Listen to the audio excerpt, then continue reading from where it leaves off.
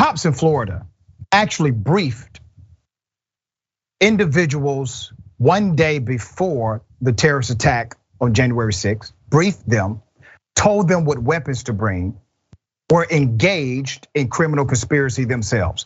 Well, that's exactly what happened. Video footage shows Florida sheriff deputies giving a security briefing to an armed right-wing group the day before they were headed to the Capitol to commit the act of terrorism.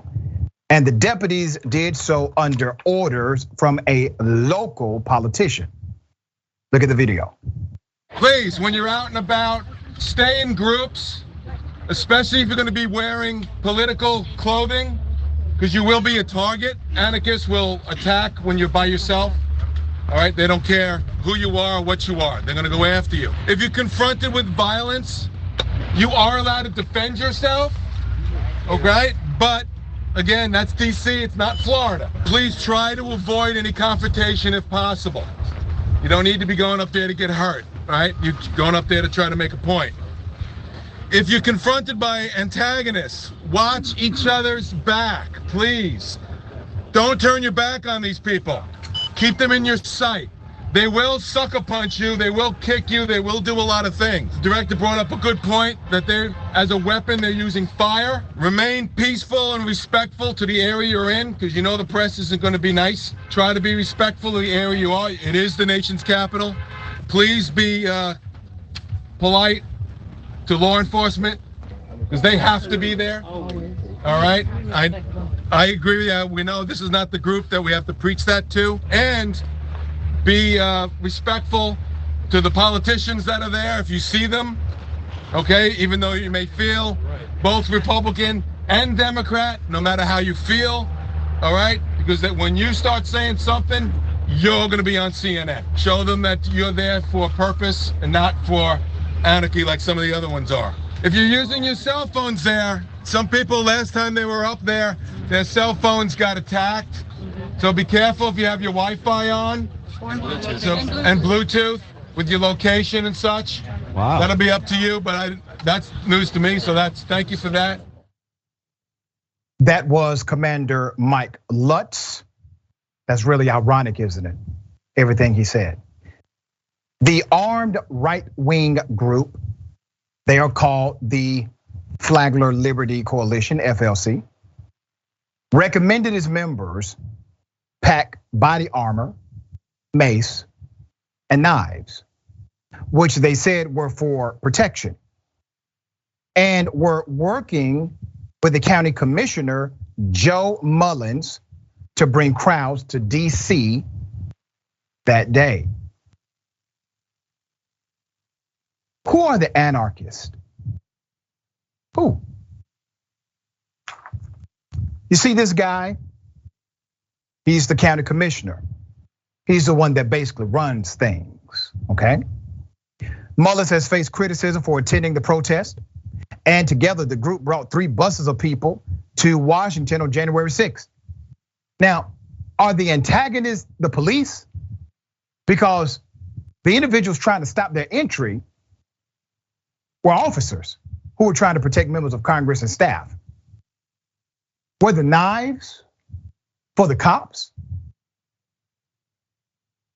All right, he paid for 2 of the 3 buses, talking about the commissioner, and he contributed a large donation to make the trip happen. So he's the money man behind it. The briefing occurred on January 5th, 2021, when Homeland Security Division of the county, Florida Sheriff's Office met with the FLC and other pro-Trump protesters about to leave for Washington, DC.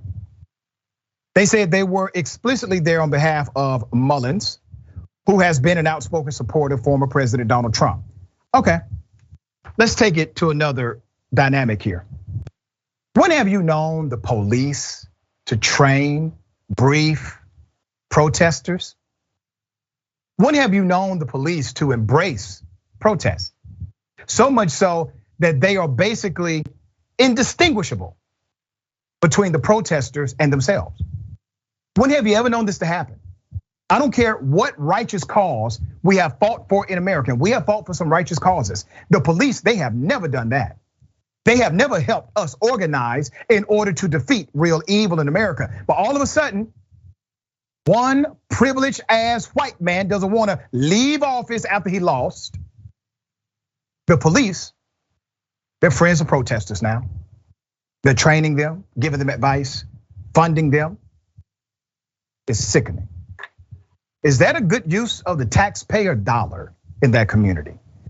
The briefing, as I said, occurred one day before. So the briefing was primarily conducted by the county sheriff's deputies, Mike Lutz, who's at the center, unmasked, and Chris Peterson, he's at the right, he got his mask on. Another officer was also present, Corporal George Bender. Throughout the briefing, Mullins stood next to the officers. Mullins is in the red hat. Go figure. It combined conspiracy theories, misinformation, as well as a request that all protesters, and I quote, tell the Donald the police said hello. The deputies noted County Sheriff Rick Stawley could not appear at the briefing, but that he wished he could have been there. There he is. Recently, the Orlando Sentinel reported that the sheriff is a constitutional sheriff, part of an anti-government extremist movement that refuses to enforce laws they believe are unjust. Sounds like he's a member of the Oath Keepers. But according to the authorities, Mullins and the FLC did not respond to requests for comment. After the Daily Dot reached out, the FLC deleted all videos off YouTube referenced in this article. The video of the briefing was first taken by independent journalist Tracy Eaton and reviewed by the Daily Dot. So FLC member Mark Phillips organized the trip along with Mullins. Let's put him up. I'm exposing all of them. In a related video filmed prior to the briefing, Phillips told protesters to bring helmets, body armor, mace, pepper spray, and knives, and noted some members of the group will be in, and I quote, fight mode. That's what he said. In advance of the trip, one of the principals of the Facebook group posted that firing squads are the only way to un-F the Republic. That's what they're saying before they go to DC and commit an act of domestic terrorism. Meanwhile, no one identified as part of the FLC by the Daily Dot has been arrested or even charged for any crimes that day. Let me give you a little more background on the FLC. The group the police are addressing began as an anti-mask organization in Florida.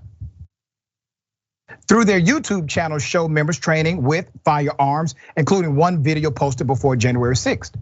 They've been known to attend local community meetings, trying to end mask mandates in Florida schools. They are basically male Karens. All right, let's count the ways here. What are your thoughts? Yeah, well, you started off this whole segment talking about what would you do if I told you this happened, and I would believe it, which is really, really sad. It's what we all know, but now we're seeing it on video, and it's hard to deny at this point. We're not able to say publicly without facing accusations of being dramatic or blowing a situation out of proportion or reading too much into things. We can't say what's there in front of us. We can't say the things that we all know to be true without being accused of being dramatic. And we field all of those accusations until there's a video like this one that leaks or that we suddenly gain access to when we finally get to say, I told you so, once it's already too late. And people love to deny that these horrible things happen until they can no longer deny them because it's more comfortable to live in a space of denial. And unfortunately for the victims of groups like this, like the January 6th insurrectionists, those victims don't have the luxury of that space or of that comfortability. But bad cops and bad police departments being agents of chaos and racism and hate is really nothing new. It's been a constant theme in music, it's in pop culture, it's in movies. They work forces, they burn crosses, whatever it is. We know that in the past, there's been real systemic overlap between law enforcement agencies and groups like the KKK. And now the January 6th insurrectionists. And if they're not directly involved, they certainly don't do enough to curb the activities of these groups. And now we do have video evidence that they're actually enabling and helping them. And it will be interesting to see how people deny what is there in front of them. And you're so correct about the linkage to white supremacy, to the KKK, racism. We all agree that Dr. King fought for righteous things. Dr. King never got that kind of treatment from any police department in the United States of America. There are people fighting for righteous things today. They did not and will not receive that kind of treatment from members of law enforcement officially. That was an official rally. All right, we're gonna follow the story, see what happens. At this point, everybody knows who they are, all right?